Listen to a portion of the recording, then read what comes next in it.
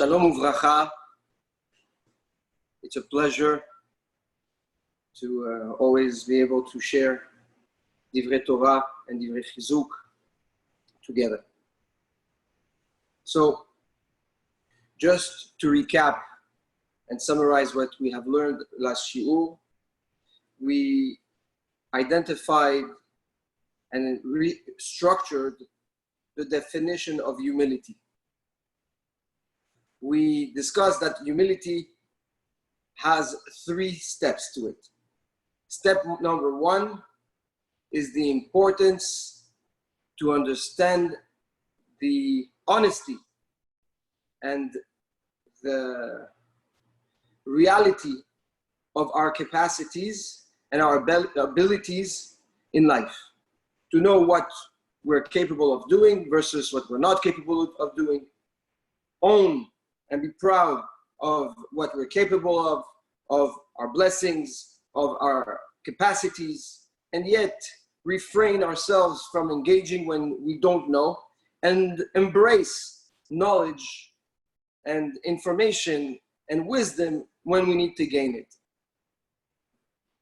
That's number 1, step number 1. Number 2, we address what the Rambam Maimonides teaches us on humility, or the way to be able to work on humility, which is the assessment of a positive outcome of our efforts. When a person does something great, he has to be careful not to let that greatness, that positive outcome, get to his ego and awake his ego to create egocentrism, arrogance, and pride and overconfidence. And the third layer to humility, and that is the definition of humility according to the Maharal of Prague, it is the ability to master our traits, our wiring system, to a level where we become totally free and get to a level of simplicity that allows us to adapt to every situation, understand every person in order to make a positive and proper assessment of a situation, and really be positive and be constructive and helpful, and not, on the other end, God forbid, be judgmental or any bad traits that can deteriorate our relationship or hurt any efforts that we do. And we address also the importance of the anava, the importance of humility, and how this is the way to do the tikkun, to do the reparation of the Churban Habayit, the destruction of the Beit HaMikdash, of the temple. But the obvious question we need to ask ourselves, and the challenge everyone is facing when we try to become humble and we try to work on that simplicity of our nefesh, of our soul, of our essence, and not be imprisoned by definite or specific traits that impose a certain reaction in a situation. And we need to understand how come it's so difficult. How come we think that our wiring system is so stiff that it is hard to rise and to elevate ourselves to a level of simplicity? Well, in order to understand that, we need to know that there is a pasuk, a verse, or in the prayers that we say in Arvit. We say after the Kriyat Shema, "Ve'emunah kol zot v'kayam alenu, ki hu Hashem Elokeinu v'anachnu Yisrael amo." We have full belief, full emunah, full trust in Hashem, in God, but we have also a full trust and full belief that our responsibility is Anachnu Israel Amo, that we are the people the people of Israel, we are responsible to portray and behave to the level of what is called Israel. And we need to understand that. So, as we know, Israel is referred to Yaakov Avinu. Yaakov was called Israel after he was challenged by the angel of Esav and was able to overcome that fight. Then Hashem gave him the title of Israel, Ki sarita im Elokim ve'Elokim v'tuchal. You were able to overcome the challenge of the angels and the challenges of men. And because of that, now you have this title that is called Israel. Now, Yaakov Avinu was the hybrid, the perfect harmony between Avraham and Yitzhak, his father and his grandfather. On the other end, Esav, his brother, when he saw that Yaakov was able to create this perfect harmony between Yitzhak, between the values of his father Yitzhak and the values of his grandfather Avraham, he chose him also to create this type of hybrid. So he was also the son of Yitzhak, but what he did in order to merge the values of Avraham, he went and married the daughter, one of the daughters of Ishmael, which is the son of Avraham Avinu, and like that he was able to emulate, if you will, the values of Avraham and the values of Yitzhak. However, as we know, there is clash in the two essences, one that is called Israel versus the one that is called Esav. Now, in order to understand that a little bit better, we need to know that there's a rule of thumb. There is a phenomenon in creation that is very puzzling, yet very amazing. If we pay attention, our Chachamim, our rabbis teach us that the revelation in nature comes always first with the klipa, with the superficiality, and only then can we get to the pnimiyut, can we get to the real essence of something. There is always the negativity first, or the hardship, or the chosher, the darkness, and only after can come the benefits, can come the reward, can come the blessing, can come the abundance. And throughout creation, we see that all the time. In the Torah, it says, Vayhi erev, vayhi boker. So comes first the erev, first the night comes, and then comes the day. The pasuk, the verse in the Torah. The same thing we see. We have the days, we have the 6 days, and only comes the Shabbat, the beracha of the Shabbat. The creation is created, and only at the end, man, which is called the Chalat Shel Olam, which is the purpose of the creation, comes last. The same thing is with the fruit. If you see how the fruit grows, first thing that comes out is the klipa, is the peel, and within that peel grows the fruit, slowly. And if we see at the birth of Esav and Yaakov, Esav comes out first, and then comes Yaakov. And here, our Torah is coming to teach us, and this is a rule of thumb in every situation, in every endeavor that a person will do. There is always hardship, and then comes the blessing, and then comes the abundance and the reward to all the efforts that the person does. There is a Gemara, a very interesting Gemara, in Masechet Shabbat, in page Ayin Zayin Amud Bet, page 77b. Rabbi Zira met with Rabbi Yehuda, and he saw that Rabbi Yehuda was in a good mood. So he said, now is the time to be able to ask him any questions on creation. So he asked him a very interesting question. He told him, how come the goats, when you have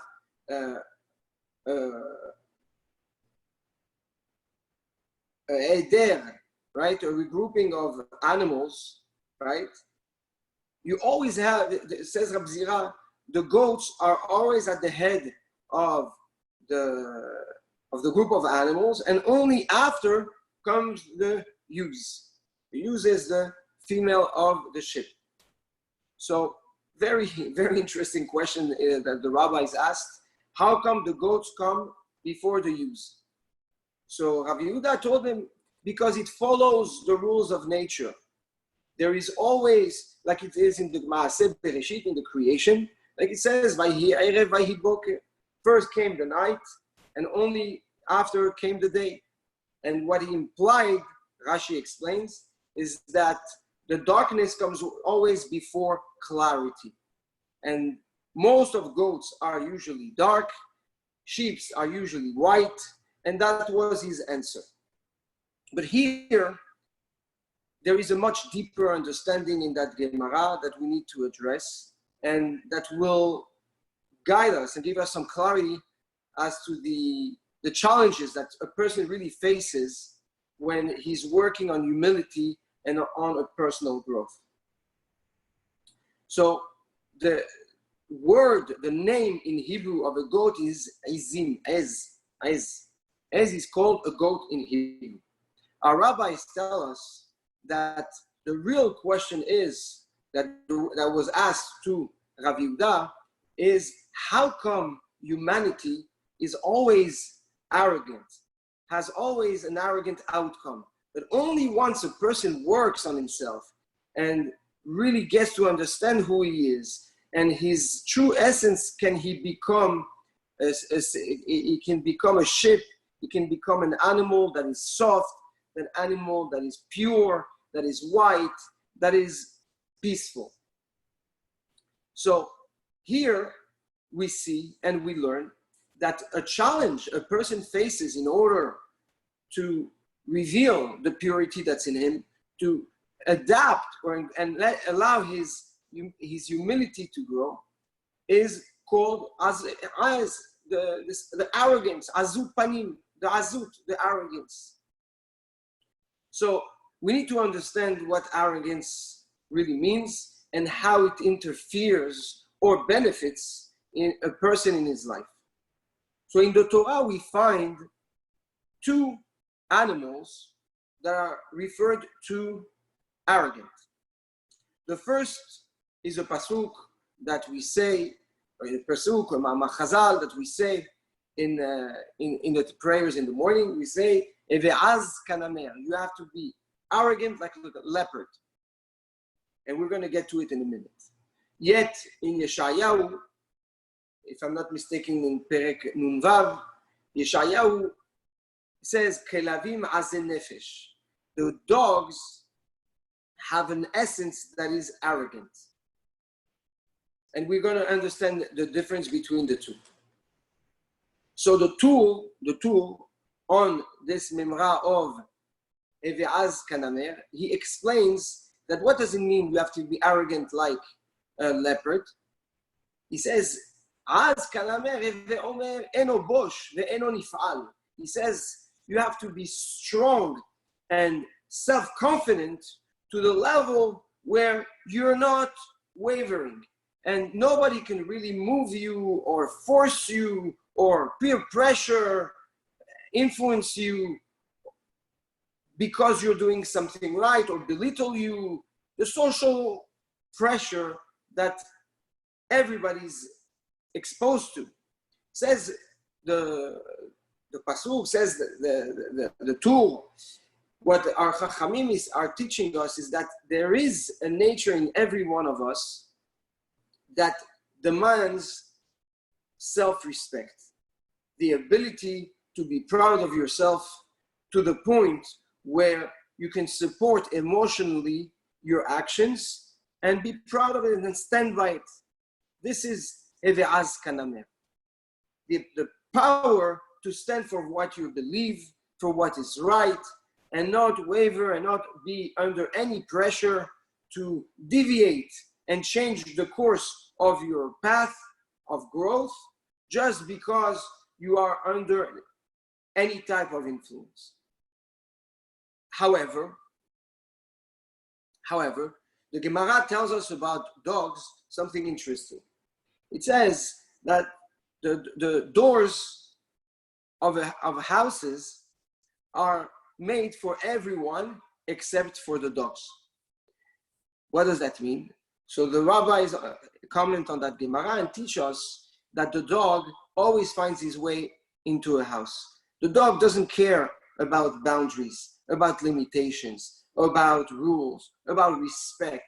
The dog basically has this arrogance, this chutzpah, to be able to infringe every rules, every limitations, every values that are set in humanity. So if we put the two types of arrogance, if you will, in perspective, you have the inner essence of what is called azut, the azut, right? This arrogance of the leopard that cannot really be defined as arrogance, but as self-esteem and the strength to stand still, firm in what you believe, in what you think is right. This essence, we all have it.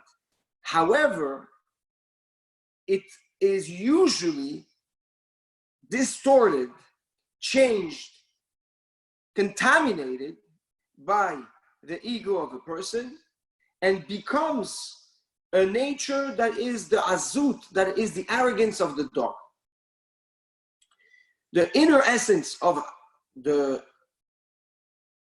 strength of this power of self-confidence is what allow people, a person, to create and define, on one hand, self-respect, but also the respect of nature, the respect of people, the respect of values, the respect of beliefs, the respect of everything that's the entire ecosystem we live in.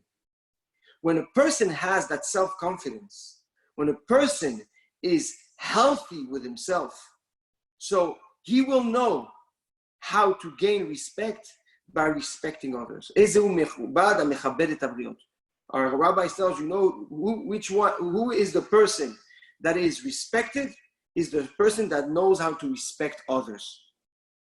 And that implies, as we said, not only people, but also nature, also rules and regulations, also values, what we live for. And when a person has the strength, nothing can move him. And that same azud, that same power is the attribute that is given to the Aron HaBerit.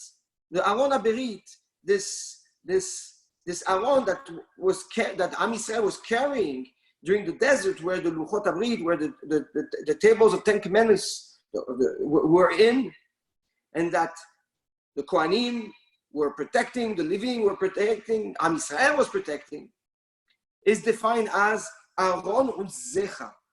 The Aron, the tabernacle, the Aron of your strength, of your firm identity and your firm belief and your firm values, referring to what is how Hashem, how God interacts with the creation, and by default, what is expected from us as individuals to emulate in our lives. The strength and this strong belief and this pride of the direction we take in order to grow and to be genuine and to be loyal to our values. When a person loses track over that essence, an essence that, again, every one of us carries. When a person doesn't understand and does not master that strength, doesn't master that essence, that trait, that attribute in him, it translates into the arrogance of the dog. The ego, the lack of self-respect, or the lack of honesty with ourselves, the lack of humility or the work on humility pushes this nature, this essence, to become exactly the opposite of why it was injected and given to humanity. It suddenly becomes a lack of control of the basic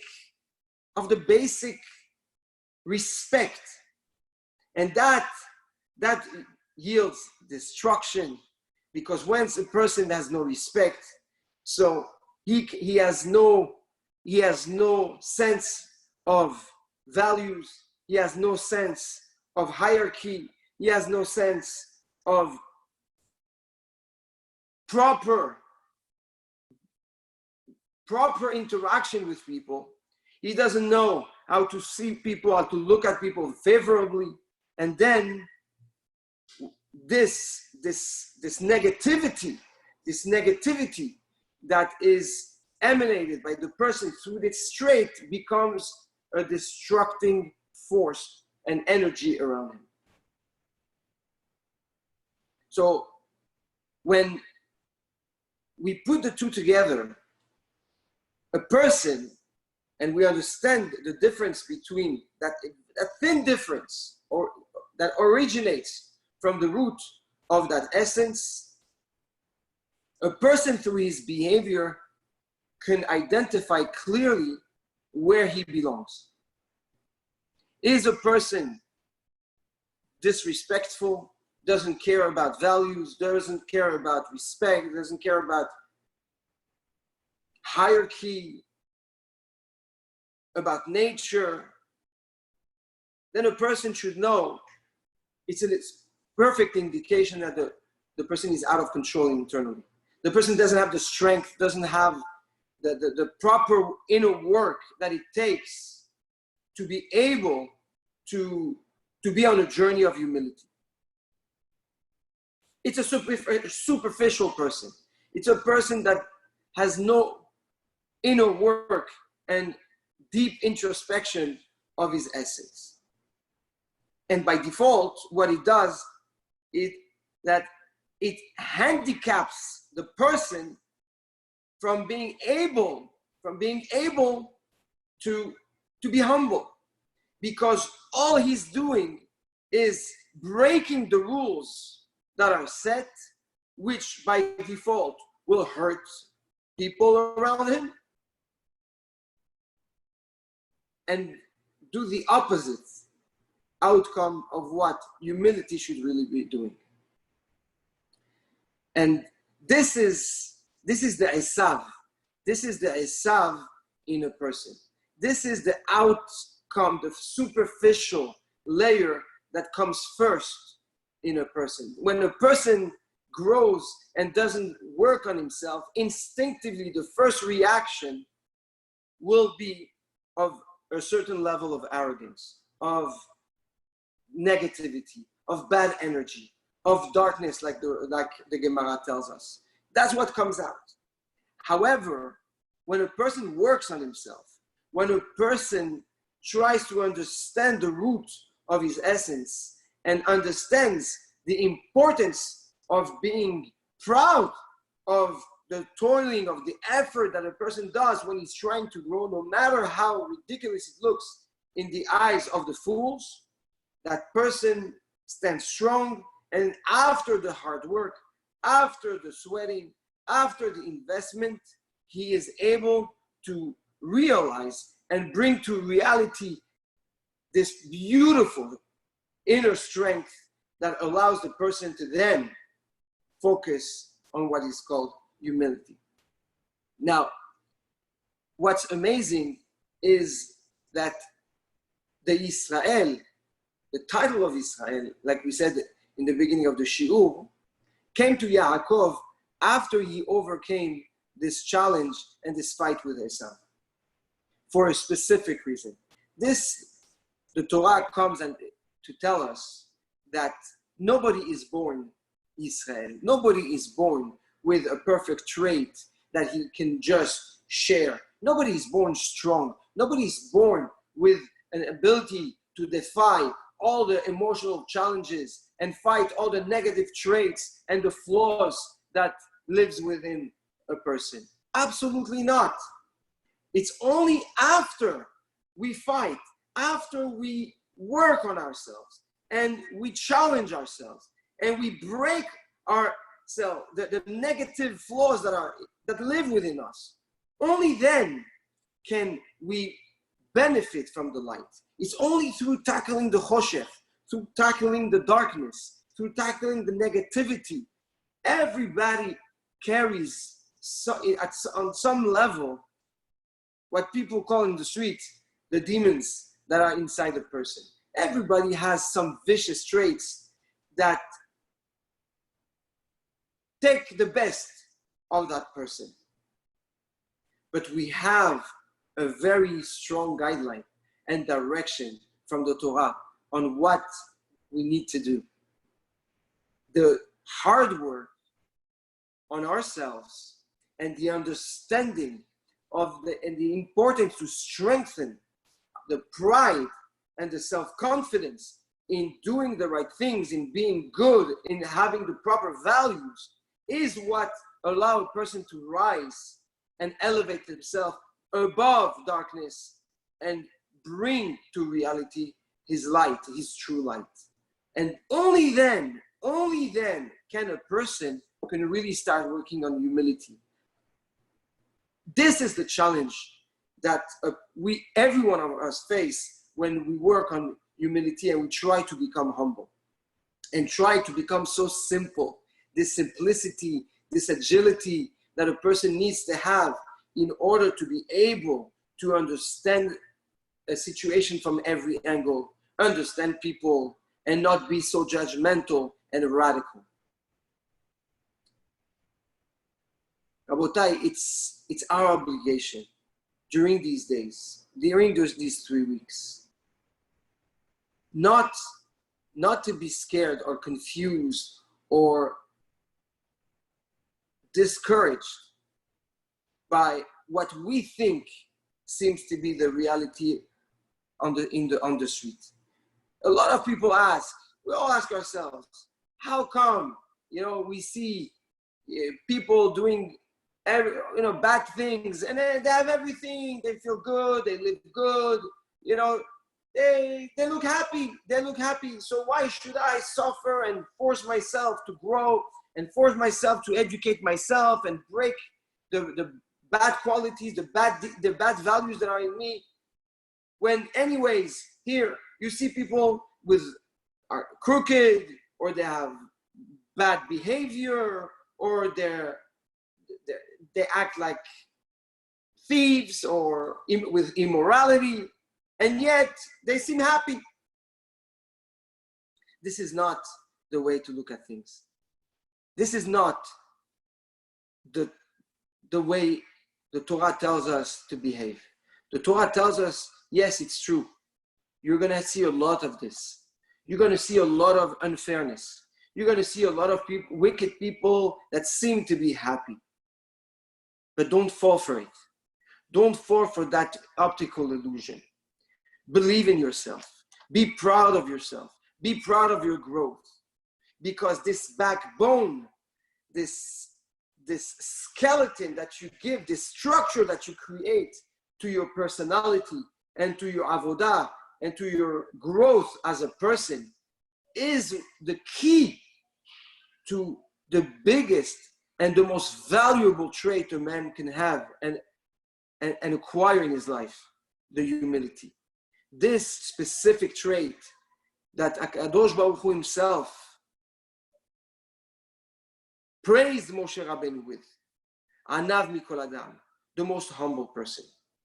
So Rabotai, it is important to be strong and to use this strength that has been given to us, not to turn it into a destructive tool, but instead a tool to elevate ourselves, to strengthen ourselves so that we can face any challenge, overcome it, and better ourselves to become this Moshe Rabbeinu that lives in each and every one of us. I love you all, and thank you very much that we are together sharing Divrei Torah, Divrei Chizuk, and Be'ezrat Hashem, I want to wish each and every one of you Shabbat Shalom U'Mevorach. May you have a beautiful Shabbat with a lot of peace and harmony and love with your family. And Yehi Ratzon, we continue to share moments of growth and clarity and Avodat Hashem Be'ahava U'Be'yirah. Shabbat Shalom U'Mevorach. I love you all.